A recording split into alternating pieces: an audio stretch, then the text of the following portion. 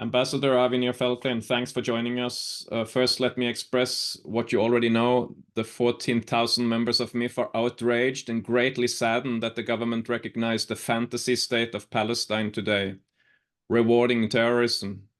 Many of our members have already sent emails to protest to the Prime Minister. What is happening now? You have been recalled to Jerusalem? I've been recalled to Jerusalem. I'll be leaving tomorrow back home. I don't know for how long this is going to be. Just really want to start also, Conrad, with thanking you, MIFF members, all of you for the long support that you're giving to Israel and friendship that you're giving to Israel. It's very important to us. We're receiving this friendship not only from MIFF members, we're receiving it from different organizations, common people that are not related to any organization, with a lot of sadness, some of them with shame, and we appreciate it because we cherish very much the good relations between the Norwegian people and Israel. We wouldn't let this decision by the current government to affect the friendship that we feel towards the Norwegian people. Yeah. So Norway has had the position of leading the donor group for the Palestinian Authority for around 30 years, only having this position because Israel has trusted the government in Oslo or appreciate that they have this position. What will happen to Norway's status in the donor group?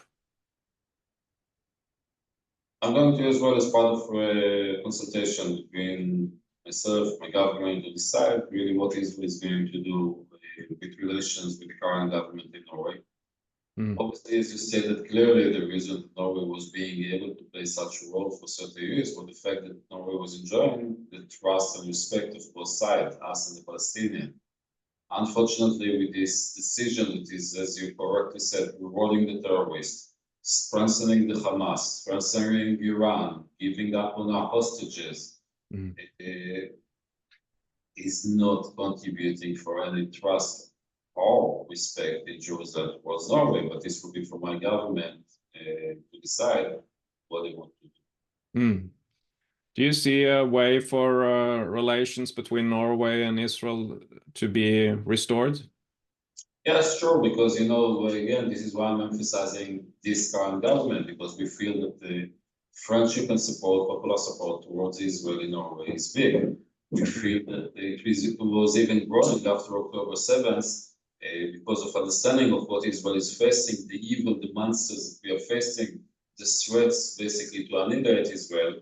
So we trust that in the future we'll be able to restore the good relation that exists between Israel and Norway, because this specific crisis, which brought us to the lowest place in the relation between our two countries, is not a crisis between the people of Norway to Israel. Yes, some people in Norway criticize Israel, demonize Israel, would like to boycott Israel. This is not the majority. So the crisis right now is between the Norwegian government, not only to the Israeli government. It's a crisis between the current Norwegian government to the people of Israel, because even those who don't support the Israeli government necessarily are outrageous with the Norwegian decision, because they see it as it is, strengthening the position of Hamas. It was not surprising, as we predicted earlier this morning in my first interviews, that Hamas was the one to very quickly congratulate and thanks the Norwegian government for their decision. We said it early morning that we wouldn't be surprised if they would be doing it this today. Yeah, you know that you have a bad day at work if you get some praise from Hamas. Yeah. It's terrible. I was struck by what Prime Minister Støre said in the press conference, that the borders between Israel and the Palestinian state should be the lines from the ceasefire agreement in 1949 that the Arab side said should not be a border. And it will also put the Temple Mount and the Western Wall in the hands of a Muslim state. How is this received in Israel? First, you're saying correctly, 1967 line is not the border. 1967 line is the result of the fact that while the UN were deciding about the partition plan between one Arab country, not Palestinian, one Arab country and one Jewish country, we did respect it and accepted it. The Arab nations didn't, and 5 armies were invading to Israel. The 67 line is exactly as you said. It's only a ceasefire line. It was once again broke and disrespected by the Jordanian in 1967. Mm-hmm. Now, on the original decision of what should be the border, I think that this is the biggest problem with the Norwegian act today. Mm-hmm.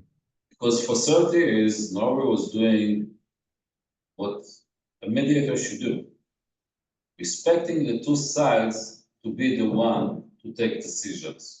Yeah. Not it's deciding between instead of them. Norway is now trying to force a resolution on Israel. Norway is not side to it. Why do you interfere in our relations between us and the Palestinian, deciding instead of us and the Palestinian what should be the solution instead of us? Yeah, yeah.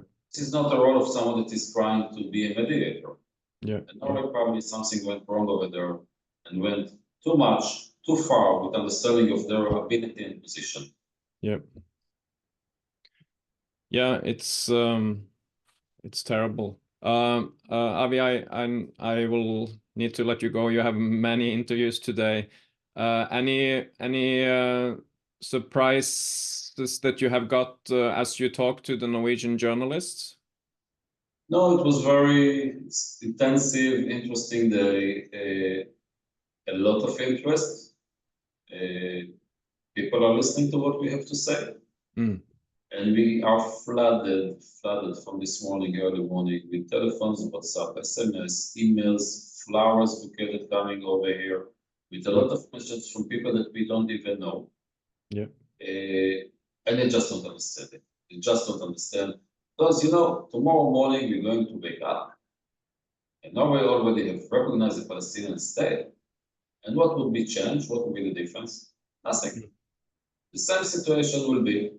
And by this decision, Norway was just probably prolonging the war.